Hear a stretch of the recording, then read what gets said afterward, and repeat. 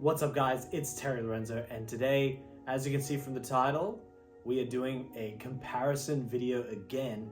This time, my Mechrevo 16 Ultra versus, and I gotta say thank you so much and big shout out to Gizmo Slip Tech for letting me use some of his data points in one of his most recent videos. Is there any difference between sub-vendors of Tongfeng or Uniwell laptops as they're called? Will there be any sort of performance differences if we keep everything else the same, apples to apples? Does XMG tune things differently compared to Mechrevo? Does Mechrevo have slightly different tuning, and will that actually cause a performance difference between the two laptops? And that's what we're going to find out today. Again, just another thank you to Gizmo Slip Tech. His video will be linked down below along with his channel, and there'll also be a pinned comment in the comment section below, linking the video and his channel. Again, thank you so much. But without further ado, let's get right into the testing. Alrighty, and the performance profile we'll be using is matching Gizmo Slip Tech's performance profile. So we are using custom mode. I just called it Max CPU. It's enabling the TJ Max of 98. All power targets are at the maximum they could be for this AMD laptop. This is pretty much overclocking. Overclocking is off, so you can see I can't even touch overclocking. Dynamic boost obviously is on, so you get the max 175. This shouldn't really matter for CPU tests. Fan speeds have not been touched in terms of the curve. However, fan boost is enabled. Fan boost just maxes out the internal laptop fans at 100. And as we can see here, this is on maximum. Balanced is the highest mode. Auto has 0 RPM modes, can get about as high as balanced, and then quiet and quieter obviously for quieter operations. So balanced is the maximum mode here for the liquid cooling. So I will get back to you with the Cinebench R24 results. And I just finished the single core test, and as you can see here, it's scored a 128 as opposed to a 124 that we got before. And this is on that max CPU power target custom profile with fan boost on maximum, so 100% fans for both the actual laptop and the water cooling unit as well. On to the next benchmark. Here are the results. Pretty nice results here on the multi-core. We've got 2193, and this is the custom profile. You can see a result of 2146 before. This was done almost a week ago, and that was on the I would say more regular mode, which is turbo mode. The ultra turbo mode, still no overclocking. So it's interesting to see quite an uplift here to 2193. That is almost an extra 50 points, just shy of an extra 50 points here in the multi-core. All right, next up we've got Crystal Disk Mark. We're going to leave everything at default. It's going to run the passes 3 times. And there we have it, the results. These are actually a lot better than I saw before. I'm not even kidding. Like yesterday I was seeing writes in the hundreds. Now, I was in the middle of downloading a game and I had paused the download. Maybe that was causing some kind of issue. I have no idea. Well, at least today, this is more reasonable of a PCIe Gen 4 drive. Browser bench, or more specifically the speedometer benchmark. So we're going to start the test here and just see how it goes.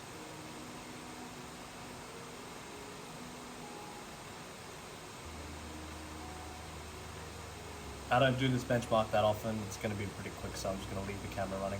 So I don't really know how well this is doing, but we're really just trying to get the data, and we're going to cover it all later.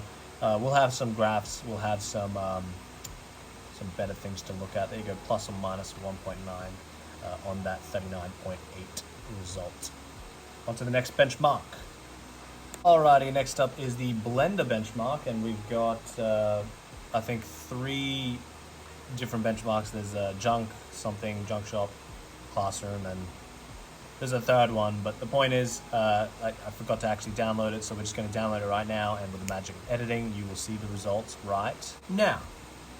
Now this was benchmarking the 5090 laptop GPU, and as you can see the results here, so we've got a 3975 point blah blah blah blah blah for Monster. Junk shop was 2067 and classroom was 1991. So yeah, on to the very next benchmark. Alrighty, so here in Rainbow Six Siege, we are going to use the low preset just because this is more of an esports title. I wasn't able to see exactly Gizmo Slip Tech's settings as far as I could tell. All he mentioned though was that it was at the low settings, so this is sort of the low preset. Alrighty, and it just finished the benchmark, and we can see that the average FPS was 535 here on the low settings. And we do have a minimum FPS of 435. Maximum FPS I don't think is too interesting, to be honest. Alrighty, and next up we have Cyberpunk 2077. This was actually the game that for some reason this laptop had an issue where it would just crash on boot if I had NVIDIA Overlay enabled. So NVIDIA Overlay has been turned off. Alrighty, so looking at the display settings, as you can see here, we've got full screen on both, full resolution, low latency is standard on. There's no HDR, and VSync is obviously off. And looking at the graphics settings, we're going to change them to the correct ones. And what we're going to use today is as follows. Alrighty, and we're just about to round out the benchmark here. And we'll also be able to see the settings that were chosen. The preset was Ray Tracing Ultra. Ray Reconstruction was indeed enabled on DLSS quality. Frame generation was set to 2x, no path tracing. And we got an average here of 136.99 with a minimum of 126.13. Yeah, pretty good results, I would say. And here are the settings here, as I just mentioned. So the preset called custom, but it was set to Ray Tracing Ultra. But we are using the convolutional neural network, I believe is the name, the CNN model, not the transformer. So yeah, you got full screen, no vertical sync, DLSS frame gen on just at 2x, DLSS is at quality, ray reconstruction enabled, and yeah, you do see we have yes to all ray trace stuff, ray trace lighting at ultra, no path tracing. So pretty good result there with a 136.99. On to the next benchmark. Alrighty, and here are results for Cyberpunk at low settings with frame gen on DLSS quality. A bit of a strange thing to run at, but just trying to compare some data points here. Here we get an average of 329.51 and a minimum of 290.16. Alrighty, next up here we do have CS2, which is definitely a game that loves its CPU performance, and we will see how we go with this benchmark. Alrighty, with the settings here, we're on full screen and, well, the full resolution of the display, and then for the advanced settings for graphics, we do have preset low currently on. I'm just going to select it again to make sure that it's on. And let's start the benchmark. Alrighty, and after the retest, sorry, there's like sun coming in right onto the camera. It's not actually on the computer, but after the retest, we are actually looking at higher results. So I did a frame rate limit, supposedly, of 400, which is the default, which is the same settings exactly as Gizmo Slip Tech. And it's actually gone up slightly to 743.8, and the 1% lows are now 265. So yeah, those are the results. I guess we'll use these results. They're a little bit better, but I mean, either or, those are the results. Alrighty, I finally put a pillow up to block the sun. Sorry about that, guys. That was terrible. Now we're moving on to Monster Hunter Wilds. I think due to the recent driver update, it's just doing the shader compilation here at the start. So I'll get back to you once we reach the menu and we can show you the settings before we actually start the benchmark run. See you in a second. Alright, now we are just starting the Monster Hunter Wilds benchmark. And this is on the standard ultra preset with no ray tracing and frame generation 2x at DLSS quality. I'll show you actually the settings after this run finishes. So see you back with the results and the settings. Alrighty, and again, we don't have 1% lows for this test, but we're just going to look at the averages. Average here is 165.16. And I just wanted to show you guys the settings we used. You can't see it says Ultra, but it's pretty much the default settings, at least the default settings that it detects for this computer. Alrighty. So options, there is no full screen mode. Although this says automatically enable, I can tell you right now there's no HDR right now, so and yeah, here are the settings. So there and there, nothing's been touched, no ray tracing. Alright, on to the next benchmark. Alrighty, and here are the settings for Shadow of the Tomb Raider, DLSS quality, and the highest setting with ray tracing on ultra, and everything else is left default. Let's play. 190 and 1% lows, if you look there, on GPU minimum, is 157. Nice to see some very consistent results though. Alrighty, now we're looking at Steel Nomad. Again, this is just on the demo version of 3D Mark, and we're not going to change any settings here. So let's see how we go in Steel Nomad. Alrighty, and here's our Steel Nomad score. We've got a 6,203, with the graphics test being an average of around 62.03 FPS. I assume that's an average. Alrighty, well that rounds out our benchmarks. Again, just want to show you guys again, this is the profile that was used for all the benchmarks today, which is no GPU overclocking. Dynamic boost though is on, so up to 175 watts. And the CPU is completely maxed out. Power slide is maxed out. TJ Max is maxed out at 98 degrees. And the reason for this is because, well, on the water cooler, it can definitely support much higher wattage. So it's not actually overclocking, it's just increasing power targets, which this cooler and the fans at 100%, because fan boost was on, will absolutely support, no problems. I mean, I call it max CPU, but it's just max. I'm gonna turn it back to turbo mode now. And that is it, my friends. I'll see you in a second to break down the results. We'll show some tables, we'll show some averages, and we'll show some more than some, actually quite a lot of percentages as well. So I'll see you guys in a second. Well, I hope you guys enjoyed that testing portion. I tried to cut it down a little bit more. I definitely still wanted to show you guys that the settings were the same. We have something a little bit different today. We do have some graphs. However, I do still have my trusty piece of paper, which, shows some of the results. So I'll be talking about some of these results here, and hopefully I'll be putting in the graphs so you guys can really visualize the actual performance differences. Starting off with Cinebench R24. The Mechrevo scored 128 in the single core, the XMG scored 128. The way we're going to do this is the XMG is the baseline, and then we're comparing how much faster or slower is the Mechrevo compared to the XMG at baseline of 100% performance. So based on the single core result, it was 0% faster. The Mechrevo and the XMG were identical, so the Mechrevo was obviously 0% faster or slower than, they were identical. 128 versus the XMG's 128. The multi-core for the Mechrevo scored 2,193 versus the XMG scoring 2,164. So that's actually an uplift of 1.34%, but honestly, just a little bit over 1%, you could maybe chalk that up to run-to-run variance. However, the win does actually go to the Mechrevo by a bit over 1% in that case. Moving on to Crystal Disk Mark, which is testing the SSD installed.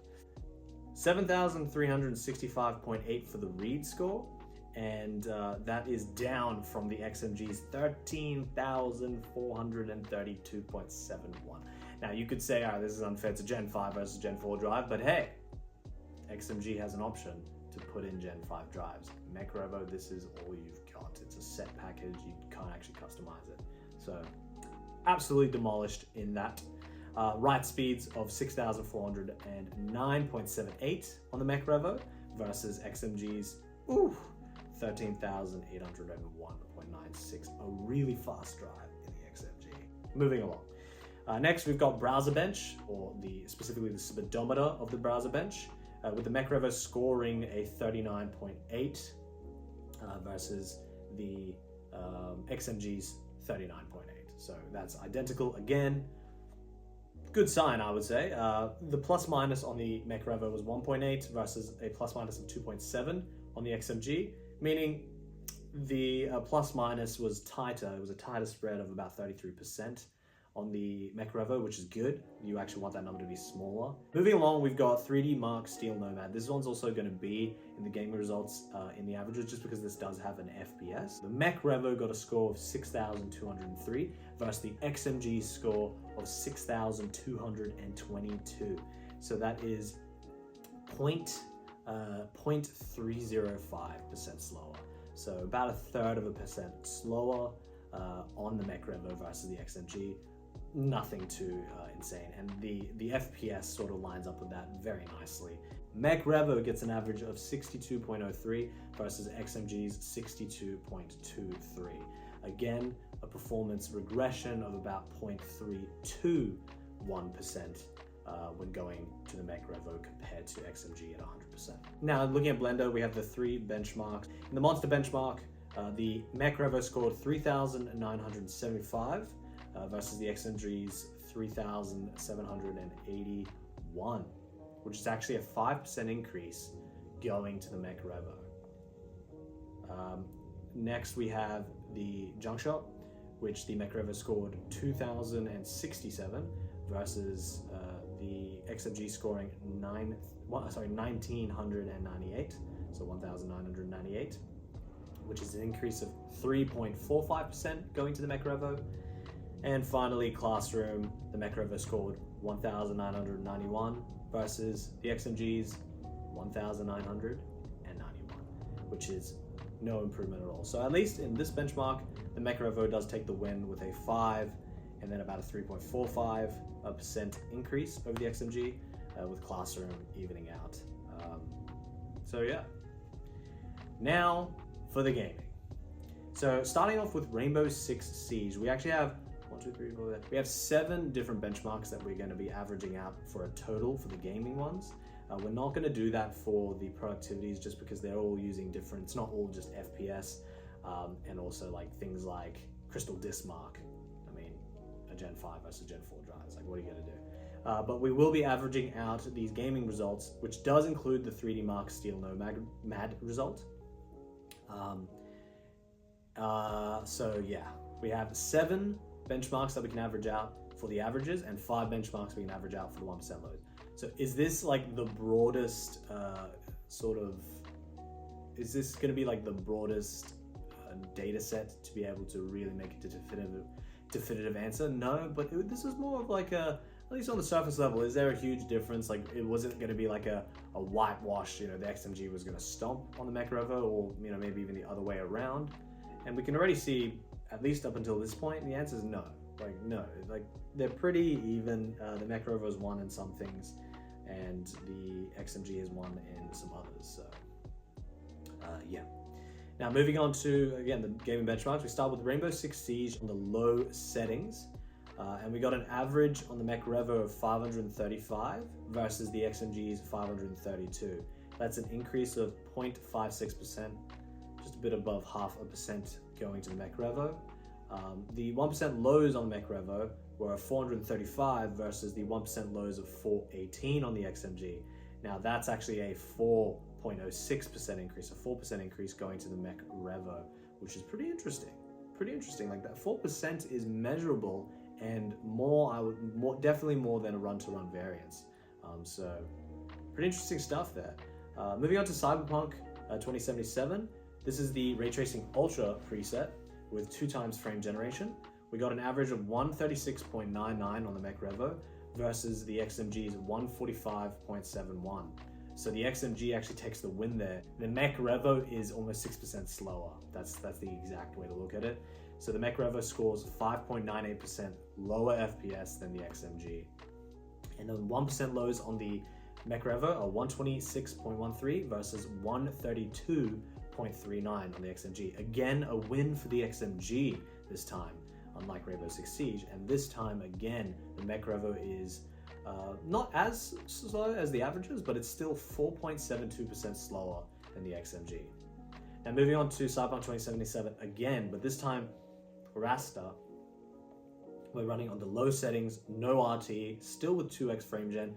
Bit of a strange sort of setting to run it at, but This is just, again, trying to compare to Gizmo's SlipTech's data points, and this is one of the data points he had for Cyberpunk. He actually had 2 for Cyberpunk, and this is the second one. The Mechrevo scored 329.51 in the averages versus the XMG's 325.64. So the Mechrevo actually gets a 1.18% win over there versus the XMG, with 1% lows of 290.16 on the Mechrevo versus 287.6 on the XMG. Again, a small win, but a win nonetheless for the Mechrevo, of 0.89%.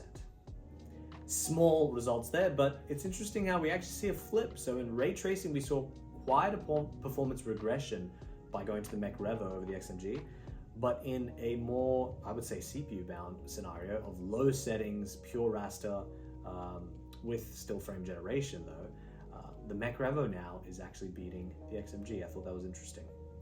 Now moving on to Counter-Strike 2 on the low settings, the Mechrevo scored 743.8 on the averages versus the XMG's 706.6, which is a nice 5.26% uplift going to the Mechrevo. 1% lows were 265 flat versus 236.2 on the XMG. And again, that is a whopping 12% higher 1% lows on the Mechrevo versus the XMG. Moving on to Monster Hunter Wilds, Ultra settings, no RT. We only got the averages, so this game doesn't have any 1% low data.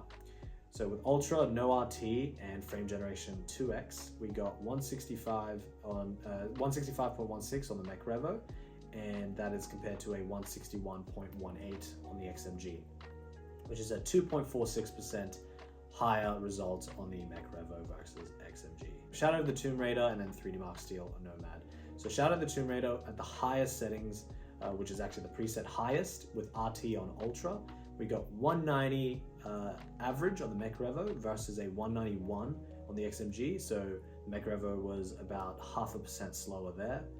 And then we got a 157 1% lows on the Mechrevo versus a 158. So the XMG beats out the Mechrevo by 1 FPS on both benchmarks, which is again that 0.5% lower FPS on average on the Mechrevo and a 0.63% lower on the Mechrevo again for the 1% lows. And then finally, we kind of touched upon it before, but the 3D Mark Steel Nomad, it was a 62.03 average versus a 62.23 average, comparing Mechrevo to XMG, making the Mechrevo 0.32% slower. We already discussed this result, so about 1/3% slower comparing the Mechrevo to the XMG. Now, what does this mean as a total? Comparing those 7 games in averages. On average, how much faster or slower was the Mechrevo compared to the XMG A25? So the Mechrevo the Mechrevo 16 Ultra with the 9955 HX3D and the 5090 versus the XMG A25 with the 9955 HX3D and an RTX 5090. Again, both Uniwell laptops, both the same chassis. What was the difference? Who was faster? Well, the difference was 0.37% increase going to the Mechrevo. So Mechrevo was, according to the results I got, again, a small sample size. It was just 0.37% faster than the XMG. I'm gonna tell you right now, they're the same. There is no difference. And the difference in the 1% lows based on the 5 benchmarks, not including Steel Nomad and Monster Hunter Wilds, was a 2.35% higher 1% lows on the Mechrevo versus the XMG. Again, practically no difference. If anything, maybe it shows that the Mechrevo has slightly better CPU performance. I mean, it did outperform the XMG in Cinebench, but then in some ways, maybe it has slightly worse GPU performance. Again, it could just be unit-to-unit variance. It could also be just different ambient temperatures and things like that. So, I hope you guys enjoyed the video. The answer today is that no, at least compared to these 2 machines, the Mechrevo versus Gizmo SlipTech's XMG, there is really no real difference. That's awesome to see. I hope the charts are better today for you guys to sort of visualize the differences today. Again, I really don't think the differences are too great, and it really shows how competitive or how consistent Uniwell can make their laptops even for each sub vendor. If you guys have any other questions, again, sound off in the comments below. And anything else you want me to test, I will definitely try and do it. Cinebench R23 is definitely on the schedule. And if you guys are interested in maybe a full review, sound off in the comments below if you want to see something like that. And hopefully I can put something together. Thank you guys for watching, and I'll see you all in the next one. Peace.